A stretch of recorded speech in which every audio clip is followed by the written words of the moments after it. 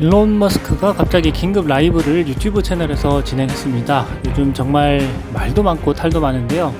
갑자기 일론 머스크가 왜 이 긴급 라이브를 하게 됐는지 그 내용을 함께 살펴보도록 하겠습니다.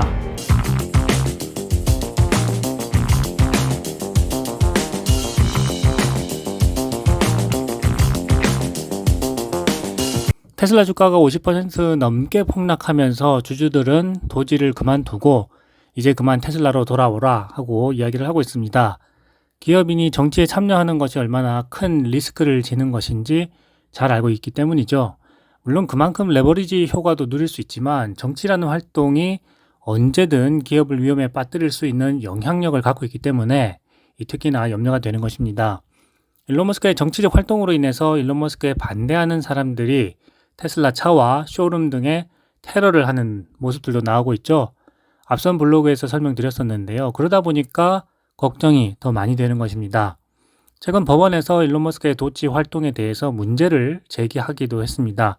이런 상황을 보고 일론 머스크가 급히 나서서 투자자들에게 테슬라의 계획에 대한 이 구체적인 이야기를 하는 자리를 마련한 것으로 보이는데요. 갑자기 유튜브 채널에 나오는 바람에 의아해하는 분들도 있는 것 같습니다. 여러 가지 구체적인 테슬라 생산과 관련된 계획들이 나왔기 때문에 잘 살펴보겠습니다. 먼저 모델 Y 이야기를 했습니다. 올해에도 세계에서 가장 많이 팔리는 자동차가 될 것이다 이렇게 이야기를 했고요. 새 버전이 나오는 동안에 전 세계적으로 판매량이 급감했죠. 미디어에서 아주 큰 문제가 발생했다 이렇게 보도를 많이 했었는데요. 2분기부터는 모델 Y 뉴 버전이 생산돼서 빨리 판매량이 늘었으면 합니다. 그리고 사이버트럭이 최근 패널 문제로 리콜을 한다고 발표를 했습니다. 리콜되는 사이버트럭은 약 46,000대 정도라고 합니다. 차량 외장재인 켄트레일이 주행 중에 분리될 가능성이 있다고 합니다. 접착제 문제라고 하는데요. 특히 이제 추운 지역에서 결함이 더 심각하게 나타난다고 합니다. 리콜 대상은 2023년 11월부터 2025년 2월 사이에 생산된 모든 사이버트럭인데요. 앞서 말씀드린 대로 총 46,000대 정도가 리콜 대상에 포함된다고 합니다. 이 분리된 패널이 도로 위에서 다른 차량의 충돌을 일으킬 수도 있겠죠. 그래서 미국 도로교통안전국은 이로 인해서 사고 가능성이 증가한다 이렇게 경고를 했고요. 빨리 리콜을 하도록 지시했다고 합니다. 테슬라는 이 문제가 있는 외장 패널을 내구성이 강한 부품으로 교체할 예정이고요. 수리는 약 1시간 정도 소요된다고 합니다. 무료로 제공이 되니까요.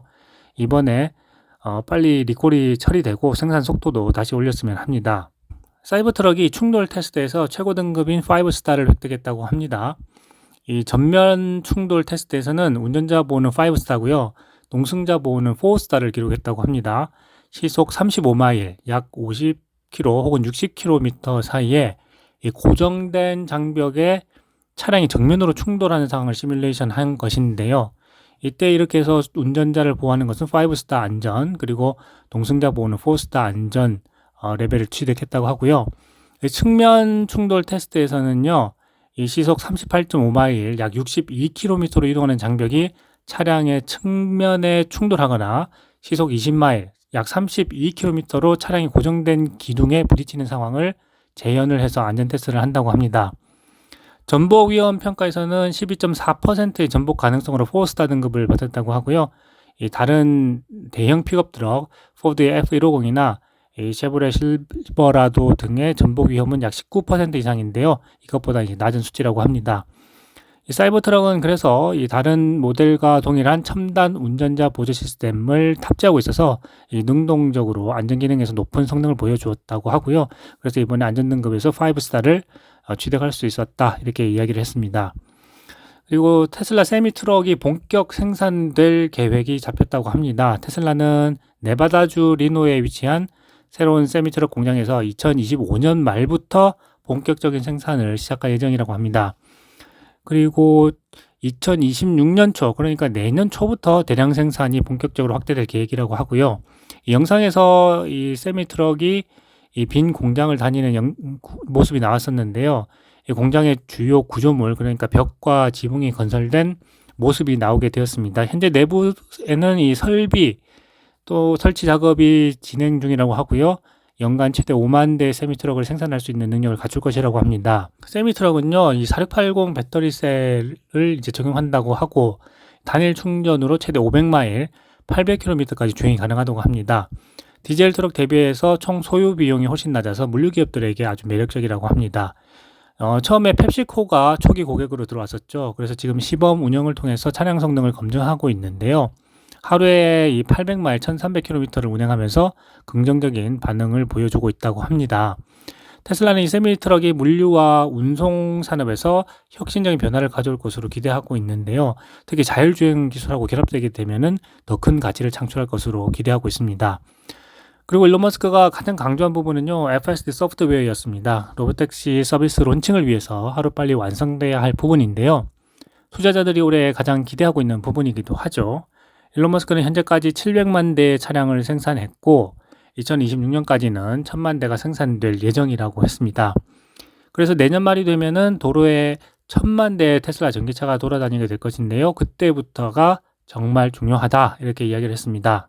눈에 보이는 도로 위에 1000만 대의 테슬라 전기차가 소프트웨어 업데이트 한 번으로 사용성이 극대화되기 때문입니다. 그동안 차는 돈을 내고 한 번 사면 시간이 지날 때마다 감가상각이 되고요. 운영하는 동안 비싼 기름값, 부품 교체 등의 추가 비용이 또 들어가고 나중에는 또 큰 돈을 내고 교체해야 되는 그런 소모품에 불과했죠. 하지만 앞으로는 로보택시 서비스가 론칭이 되어서 내가 차를 사용하지 않고 있을 때도 테슬라 차가 스스로 움직이면서 도로 위에서 로보택시가 되어서 돈을 벌어다 준다 하는 것입니다. 지금은 물론 상상이 잘 안 되지만 생각보다 빨리 그런 미래가 시작될 수가 있습니다. 지금 샌프란시스코 시내에는 구글 웨이모 로보택시가 정말 활발하게 다니고 있습니다. 물론 초기이기 때문에 수익이 나는 단계는 아니지만 많은 사람들이 샌프란시스코 시내에서 로보택시를 이용해서 안전하게 다니고 있죠. 중요한 것은 사람들이 점점 로보택시에 익숙해지고 있다 하는 것입니다. 그래서 지금 시대에 자동차를 사용하는 시간이 10시간이라면 일주일에 앞으로는 그 5배 혹은 10배인 50시간에서 100시간으로 운행시간이 늘어날 것이라고 했습니다. 내가 차를 편하게 이용하는 시간도 늘어나겠지만 로보택시로 운행되는 시간이 더 늘어날 거란 이야기입니다. 이렇게 미래를 당겨올 수 있는 것은 바로 FSD 때문이죠. 역사상 소프트웨어 업데이트 한 번으로 제품의 효율성이 500%에서 1000%까지 향상되는 것은 FSD가 유일할 것입니다. 그러면서 피터 린치의 이야기를 인용했는데요. 피터 린치는 백미러를 보면서 운전을 할 수는 없다라고 했습니다. 과거의 기준으로 미래를 평가하면서 투자할 수는 없다는 것이죠. 한 번도 맞이해 본 적이 없는 로보택시의 미래가 바로 피터 린치가 이야기한 백미러를 보고 운전할 수 없는 우리의 모습이라고 생각합니다. 자, 그리고 테슬라 슈퍼차저에 대해서도 얘기를 했습니다. 일론 머스크는 최근 비아디의 초고속 충전 속도 발표를 많이 의식한 것 같습니다. 테슬라는 그런 충전 속도보다는 세계 곳곳에 엄청나게 많이 건설된 슈퍼차저가 더 중요하다라고 이야기했습니다. 먼저 비아디의 초고속 충전 속도 발표에 대해서 알아보면요. 처음에 듣게 되면은 굉장히 센세이션을 하죠. 비아디의 새로운 1메가와트 플래시 충전기가 약 5분 만에 400km, 250마일 주행거리를 충전할 수 있다고 합니다. 기존 전기차 충전 속도보다 2배 이상 빠른 수준이거든요. 그러니까 일반적인 내연기관 차량의 연료 주입 시간하고 거의 동일합니다. 초고속 충전을 가능하게 하는 것이 슈퍼 E 플랫폼이라고 하는데요. 이것을 기준으로 설계가 됐고 배터리 냉각 시스템을 개선해서 충전 중에 배터리의 안정성과 효율성을 극대화할 것이라고 합니다. 비아디는 중국 내에서 4,000개 이상의 초고속 충전소를 설치할 계획이라고 하고요. 장거리 운행 시의 충전 불안 문제를 해결함으로써 전기차 시장 전환을 가속화할 것이다. 이렇게 기대가 되고 있습니다. 이것과 비교해서 테슬라 슈퍼차저에 대해서 설명을 드리겠습니다. 테슬라 슈퍼차저는 지금 차세대 V4까지 나왔죠.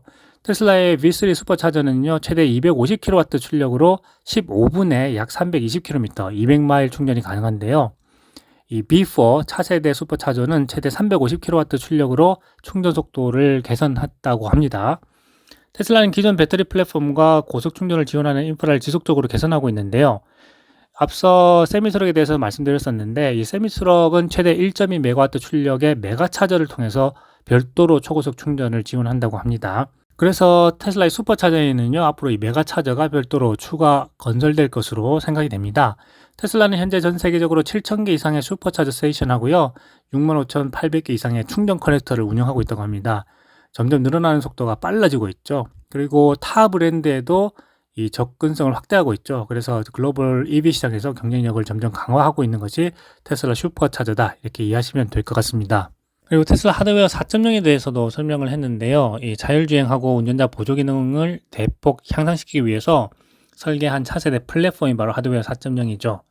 지금 새로 출시되는 신차에는 하드웨어 4.0이 탑재된다고 합니다. 이 카메라 기술이 개선이 되고요. 컴퓨팅 성능이 향상된다고 합니다.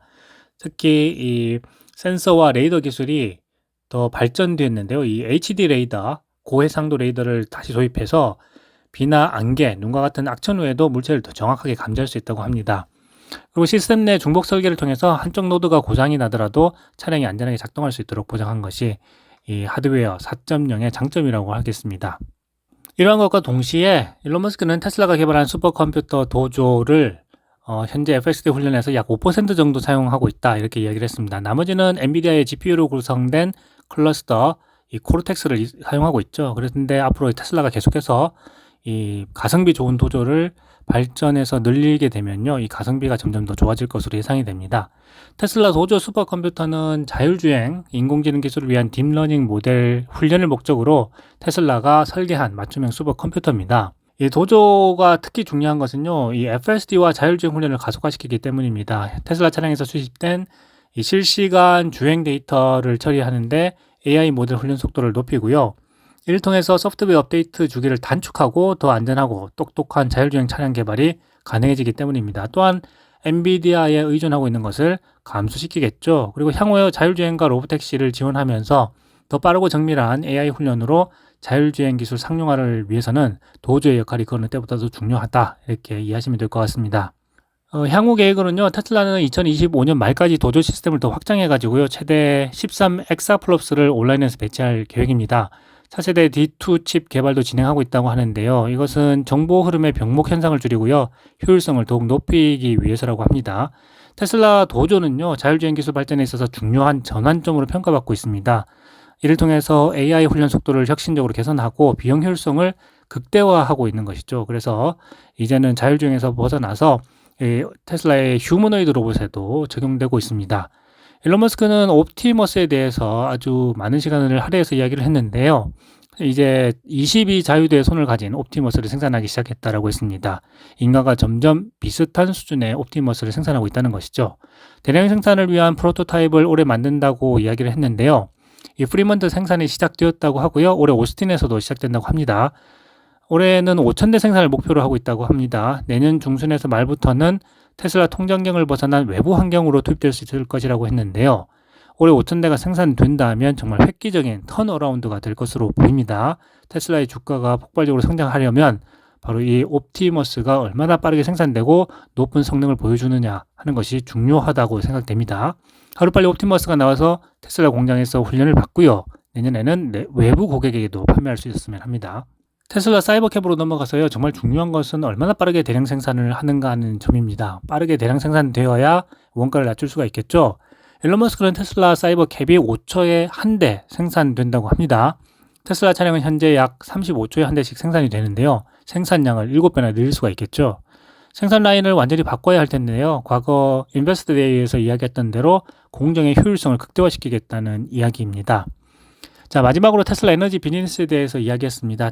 테슬라 에너지 사업은요, 이 전기차 외에 청정 에너지를 생성하고 저장하는 솔루션을 제공하는 중요한 성장 분야입니다. 특히 이 그로스 프로핏 마진이 많이 나오기 때문에 테슬라 에너지 비즈니스가 마진 향상에 있어서 그 어느 때보다도 중요한 시점인데요. 주요 제품은 파워볼과 메가팩, 그리고 테슬라 솔라루프와 솔라 패널로 구성되어 있습니다.